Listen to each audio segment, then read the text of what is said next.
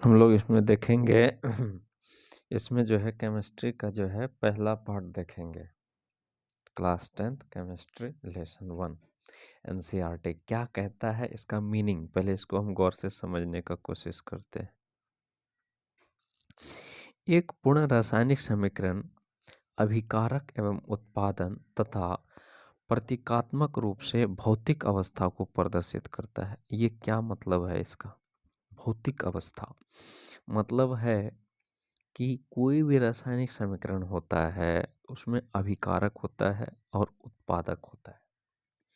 तो अभिकारक हम कोई भी इक्वेशन लिखते हैं तो उसके बाएं साइड में और दाएं साइड में लिख करके बीच में एक रेकरिंग देते हैं, एक तीर देते हैं, गिब्स उसको बोलते हैं। तो बाएं तरफ को कहते हैं अभिकारक और दाएं तरफ को कहते हैं प्रतिफल, जिसको उत्पाद बोला जाता है।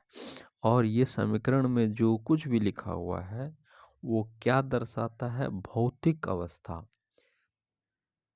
और कोई नहीं।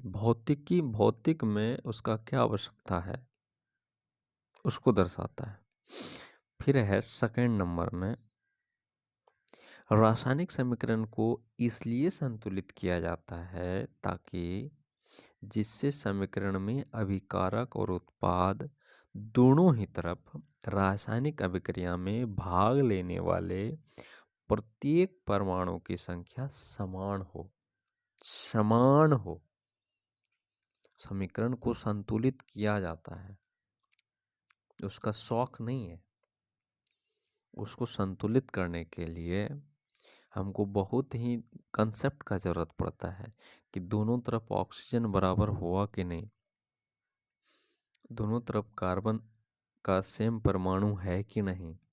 संतुलित करने से उसका और भी ज़्यादा इन्फॉर्मेशन मिलता है हमको और रियल इक्वेशन का वो स्वरूप लेता है। इसलिए समीकरण जो भी केमिस्ट्री में होगा वो कैसा होगा? संतुलित समीकरण ही होगा। उसके बाद हम देखते हैं कि संयोजन अभिक्रिया में दो या दो से अधिक पदार्थ मिलकर एक नया पदार्थ बनाता है। संयोजन अभिक्रिया जो होगा वो नया पदार्थ बनाता है। नया पदार्थ मतलब संयोजन का मतलब क्या? जैसे कार्बन किससे संयोग कर लेगा? ऑक्सीजन से। तो क्या बन जाएगा? Carbon dioxide. हमको आज तक हमें नहीं लगता कि इस बात का भी एक्सप्लेनेशन किया जाता है, आखिर कार्बन से ऑक्सीजन यदि मिला है तो उसका फॉर्मूला CO2 ही क्यों हुआ? C2O3 क्यों नहीं हुआ? कार्बन और ऑक्सीजन को मिलाने से CO2 ही हम फॉर्मूला लिखते हैं। तो इसका क्या मीनिंग है? तो हमको मालूम है इसका आंसर होता है इलेक्ट्रॉनिक कॉन्फ़िगरेशन के अनुसार से। इलेक्ट्रॉनिक कॉन्फ़िगरेशन में हम जाएं तो पीरियोडिक, उसके लिए हमको पीरियोडिक टेबल देखना होगा। तो हम देखते हैं कार्बन को पहले। तो कार्बन का एटॉमिक नंबर कितना है? 6 है। और इलेक्ट्रॉनिक कॉन्फ़िगरेशन हमको ये कहता है कि कोई भी एलिमेंट ऑक्टेट पूरा करना चाहता है उससे पहले वो जो है इनर्ट गैस कॉन्फ़िगरेशन को भी लाना चाहता है, मतलब स्टेबल हो जाना चाहता है। अपने कक्षा को, उप कक्षा को पूर्ण भरा हुआ रखना चाहता है और इसलिए कार्बन और ऑक्सीजन संयोग करता है तो कार्बन डाइऑक्साइड बनता है। अब हम एक कार्बन लिया है, 2 गो ऑक्सीजन लिया है, इसका क्या मतलब है? CO2 ही कार्बन डाइऑक्साइड का फॉर्मूला हुआ। ऐसा क्यों हुआ? तो हमको मालूम है कार्बन का एटॉमिक नंबर है कितना? 6। और उसका वो इनर्ट गैस कॉन्फ़िगरेशन को लाना चाहता है और वो कार्बन क्या, कोई भी इनर्ट गैस कॉन्फ़िगरेशन, कोई भी element inert gas configuration nearest inert gas configuration लाना चाहता है तो कार्बन के नियरेस्ट में नियॉन है और नियॉन को लाने के लिए उसको 4 इलेक्ट्रॉन का चाहिए, मतलब 4 इलेक्ट्रॉन चाहिए। तो वो इनर्ट गैस कॉन्फ़िगरेशन को प्राप्त कर लेगा। तो ठीक है, 4 चाहिए किसको? कार्बन को। आगे बढ़ते हैं। ऑक्सीजन को यदि हम देखते हैं तो ऑक्सीजन को पीरियोडिक टेबल में हम देखें तो वो नियॉन तक पहुंचने के लिए 2 इलेक्ट्रॉन को उसको जरूरत पड़ेगा, वो त्याग नहीं करेगा, उसको चाहिए। तो इसमें हम देखेंगे कि ऑक्सीजन को कितना है? 2। और कार्बन को कितना चाहिए? 4। तो इस और एक बात, बॉन्ड बना करके वो पूरा करता है, क्योंकि कोई भी एलिमेंट का परमाणु यदि दूसरे एलिमेंट के परमाणु से संयोग करता है तो वो 2-3 तरह से संयोग करता है। एक आयनिक बॉन्ड भी बनाता है, एक कोवैलेंट बॉन्ड भी बनाता है, कोऑर्डिनेट बॉन्ड भी बनाता है।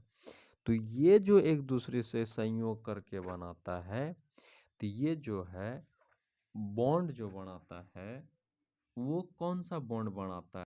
तो ये क्या करता है, एक साझा कर लेता है, मतलब एक से जो है दूसरा मिल जाता है। उसको 2 है, इसके पास 4 है, तो उसके पास उसको वो और कितना लाएगा? ऑक्सीजन। ऑक्सीजन को भी 4 रखना पड़ेगा। कार्बन, क्योंकि कार्बन के पास 4 है, क्योंकि एक में ही मिलेगा और तब ना दोनों जा करके ऑक्टेट को पूरा करेगा। कहने का मतलब है इनर्ट गैस कॉन्फ़िगरेशन को पूरा करेगा। और यही कारण है कि कार्बन डाइऑक्साइड का फॉर्मूला जो है उसमें एक ही कार्बन के साथ 2 ऑक्सीजन जुड़े होते हैं, क्योंकि ऑक्सीजन के पास 2 ही इलेक्ट्रॉन जो है रहता है उसको इनर्ट गैस कॉन्फ़िगरेशन तक पहुंचने के लिए। तो मतलब 2 ही इलेक्ट्रॉन के साथ शेयर कर सकता है वो, और कार्बन के पास तो 4 है, तो इसलिए एक ही कार्बन को 2-2 ऑक्सीजन देना पड़ता है। तो वो 4 बन जाता है। जब 4 और 4 दोनों, और कार्बन का 4 और 2 ठो ऑक्सीजन मिलने से 4 इलेक्ट्रॉन इसका साझेदार हो जाता है, जिसके कारण दोनों जो है इनर्ट गैस कॉन्फ़िगरेशन को प्राप्त करता है, और जिसके कारण इसका फॉर्मूला कार्बन डाइऑक्साइड का CO2 ही होता है। क्योंकि कार्बन डाइऑक्साइड बोला है तो CO2 होगा, C3O4 नहीं हो जाएगा, तो दूसरा मीनिंग हो जाएगा। ठीक है, अब हम आगे बढ़ते हैं। वियोजन अभिक्रिया जस्ट उसी की तरह है। वियोजन और संयोजन में थोड़ा सा अंतर ये है कि वियोजन में जो है एक कंपाउंड जो है टूट करके 2 एलिमेंट में बदल जाता है, या फिर 2 यौगिक में बदल जाता है। कुछ भी हो सकता है कि एलिमेंट कंपाउंड हो सकता है एलिमेंट में बदल जाए, हो सकता है कंपाउंड जो है कंपाउंड ही रहे लेकिन दूसरा उसका मिक्सचर हो जाए। तो एक जो है एक यौगिक टूट करके 2 यौगिक में बदल जाना वियोजन कहलाता है, और 2 एलिमेंट का जुड़ना संयोजन कहलाता है। ठीक है, अब हम आगे बढ़ते हैं।